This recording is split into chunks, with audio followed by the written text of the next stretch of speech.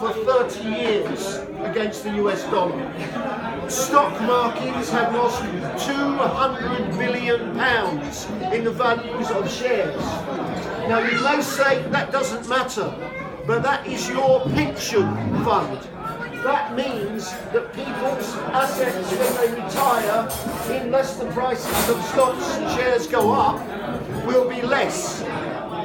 Secondly, we have companies which are already saying they are cancelling or delaying orders. We have foreign companies saying they are not going to carry out investments because they want to be in the single market. And we know because large numbers of people in London work in financial institutions, banks, insurance companies. They are uncertain because many of these are globally owned and they have operations in other countries as well as in London. And it's possible, in fact it is likely, unless we get urgent action, that some banks will transfer thousands of staff to Frankfurt or Paris or Amsterdam to be in the European single market, and therefore we will lose jobs in London. Less jobs in London means less people buying goods in shops in London, which means an impact on retail and an impact on firms of solicitors and other accountants, and we has a knock-on consequence.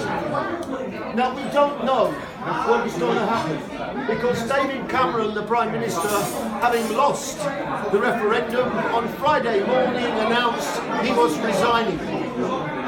Initially, we were told there would be a new Prime Minister elected not by the public, but by the Conservative Party members in October.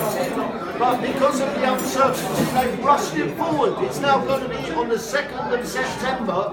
We will know who the Conservatives have chosen.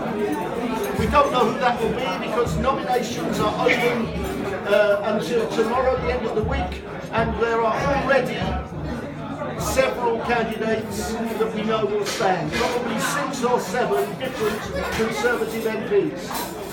That's the first situation. Everybody thinks that it will be Boris Johnson, but that is uncertain, and in the past everybody thought it would be Michael Portillo, and in fact they chose Ian Duncan Smith. Remember him? Okay, so at the same time, there is a big body of opinion in the Labour Party that are very unhappy that we lost the referendum as well, particularly young people.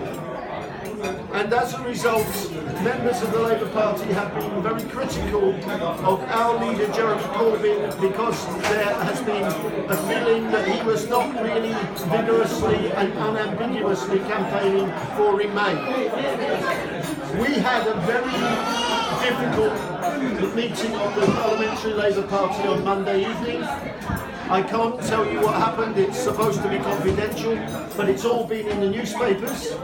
You can read The Guardian, you can read Huffington Post, you can read it all there, all the quotes.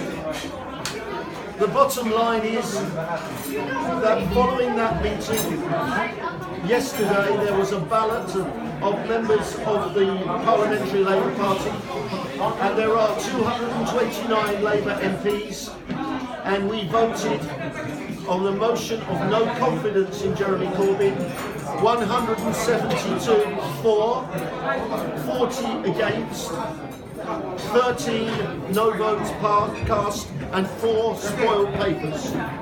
80% of the parliamentary party.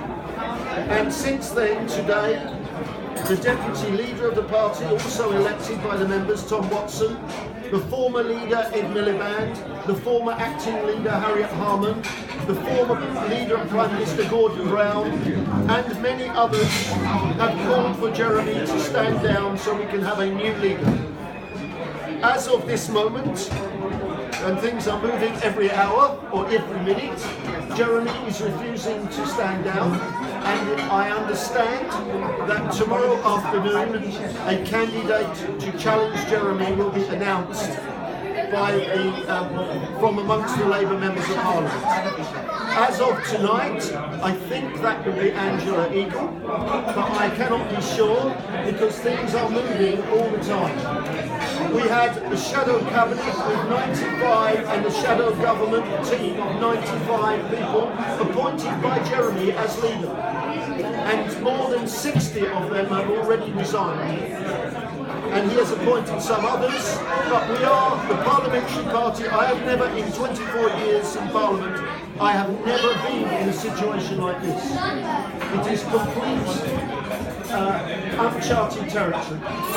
And the key thing we have to face, I'm speaking as a Labour person here, a new Conservative Prime Minister put in only by 120,000 Conservative Party members, not by the public, but just 120,000 Conservative members, not with any mandate, will be Prime Minister in September.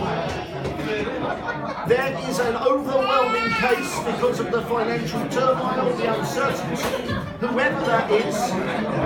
We have to have confidence and stability. So I expect an early general election. And one of the driving things in the Labour Party debate is that Labour MPs don't think Jeremy Corbyn can win a general election, and therefore we have decided, because particularly our colleagues in the north of England, in places which voted to leave the EU, where there are Labour MPs, and also in London some, they have said to us, we have to have a change of Labour leader. So that is where we are. Everything is moving, and by next week we may have some clarity. I can't say any more at this moment. I did vote for the no confidence in Jeremy, along with 171 other MPs.